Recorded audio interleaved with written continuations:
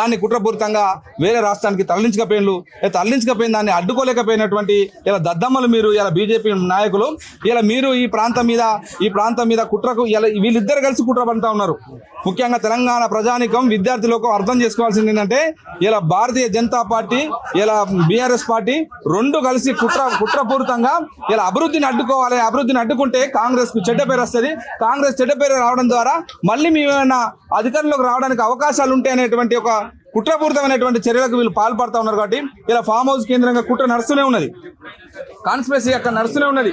ఎట్లా ఈ అభివృద్ధి సంక్షేమ కార్యక్రమాలను అడ్డుకోవాలనేది గత ప్రభుత్వంలో ఎక్కడ కూడా మేము నిర్బంధాలు పెట్టలేదు. ఈ గత ప్రభుత్వంలో ఎలాంటి నిర్బంధాలు పెట్టిలో వాళ్ళు అంటున్నారు, ఏదో నిర్బంధాలు పెట్టలే అంటున్నారు. ఎన్ని నిర్బంధాలను ఎదుర్కోలేదు దాని ప్రత్యక్ష సాక్షిని నేను కదా. నా మీద 9 ఊపా కేసులు పెట్టి అర్బన్ నక్సలైట్ అని, దేశద్రోహని, రాజద్రోహని సంవత్సర కాలం జైలు నిర్బంధించగా మీరు ఇలా నిర్బంధాల గురించి మాట్లాడుతూ ఉన్నారు. నిర్బంధాలు మొత్తంగా మీరు మాట్లాడే హక్కుని, స్వేచ్ఛను కూడా హరించేసి కదా. కాబట్టి మా ప్రజాప్రభుత్వం వచ్చిన తర్వాత ఇలా మాట్లాడే హక్కును ఈ తెలంగాణలో పునరుద్ధరించింది. ఇలా ఇందిరా పార్కును పునరుద్ధరించి ఇలా అక్కడ ఉన్నటువంటి ఏ సంఘమైనా ఏ పార్టీ అయినా కూడా వాళ్ళ సమస్యలు చెప్పుకొని ఇలా వాళ్ళ ప్రభుత్వాన్ని తెలియజేసే విధంగా ఒక నిరసన కార్యక్రమాన్ని చేపట్టేటువంటి అవకాశాన్ని ఇలా ప్రజాస్వామికబద్ధమైనటువంటి ఒక మాట్లాడే హక్కును కల్పించింది ఇలా కాంగ్రెస్ ప్రజాప్రభుత్వం.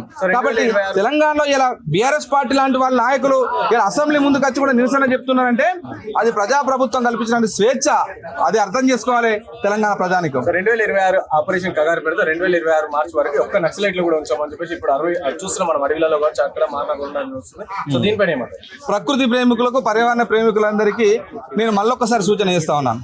ఇలా తెలంగాణలో ఆర్టిఫిషియల్ ఇంటెలిజెన్స్ తోటి చేసినటువంటి ఏదైతే నెమళ్ళ అరుపులని, అదేవిధంగా జింకలు కుక్కలు గరిస్తే చనిపోయినటువంటి ఇవన్నీ ఉన్నాయో వీటన్నిటి మీద స్పందించినటువంటి ప్రకృతి ప్రేమికులారా, ఒక్కసారి మధ్య భారతంలో భారతీయ జనతా పార్టీ చేస్తున్నటువంటి విధ్వంసాన్ని చూడండి. ఇలా మధ్య భారతంలో జార్ఖండ్, ఛత్తీస్గఢ్, అదేవిధంగా ఒడిస్సా, తెలంగాణ, ఆంధ్రప్రదేశ్ మొత్తం ఈ చుట్టూ ఉన్నటువంటి రాష్ట్రాల్లో, మహారాష్ట్ర రాష్ట్రాల్లో మొత్తం కూడా జెనోసైడ్ చేస్తా ఉన్నారు, మానవ హననం చేస్తా ఉన్నారు. ఇలా ఆదివాసుల్ని చంపివేస్తా ఉన్నారు. వందలాది మంది ఆదివాసుల్ని ఇలా చెట్లకు కట్టేసి మొత్తం ఎక్కడికక్కడ మహిళల్ని అత్యాచారాలు చేస్తా ఉన్నారు. ఇలా పురుషుల్ని మొత్తంగా ఎన్కౌంటర్ చేసి కట్టకథలు వెళ్తా ఉన్నారు. మరి ఎందుకు మాట్లాడడం లేదని అంటున్నాను. ఈ భారతీయ జనతా పార్టీ చేసినటువంటి దుర్మార్గాల్ని ఎందుకు ప్రశ్నించలేదు?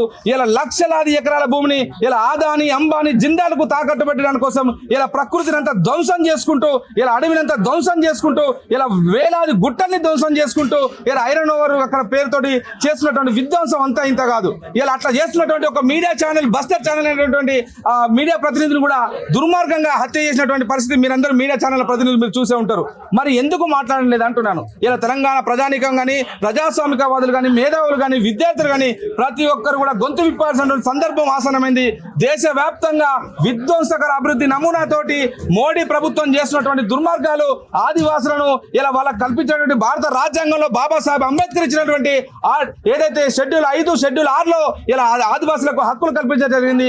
ఆ హక్కులన్నింటినీ కూడా హననం చేస్తూ ఇలా 170 పేసా చట్టాలను కూడా పక్కకు పెట్టేసేసి ఇలా ఆదివాసుల అనుమతి లేనిది, ఆ గ్రామ సభ అనుమతి లేనిది, అక్కడ మట్టి పిల్లలను కూడా ముట్టడానికి అనుమతి లేదు, ఏ ప్రభుత్వానికి కూడా లేదు, ప్రభుత్వ అధికారులకు కూడా లేదు.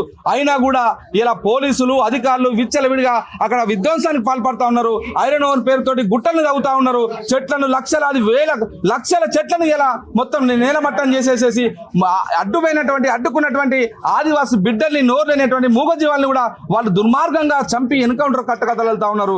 కాబట్టి తెలంగాణ ప్రజానికం ఇలా ఎంతో చైతన్యవంతమైనటువంటి, ఎన్నో పోరాటాలకు పుట్టినీళ్ళైనటువంటి, ప్రజాస్వామిక ఉద్యమాలకు, సామాజిక ఉద్యమాలకు నిలవైనటువంటి తెలంగాణ సమాజమా మళ్ళొక్కసారి గొంతు విప్పాల్సిన అవసరం వచ్చింది.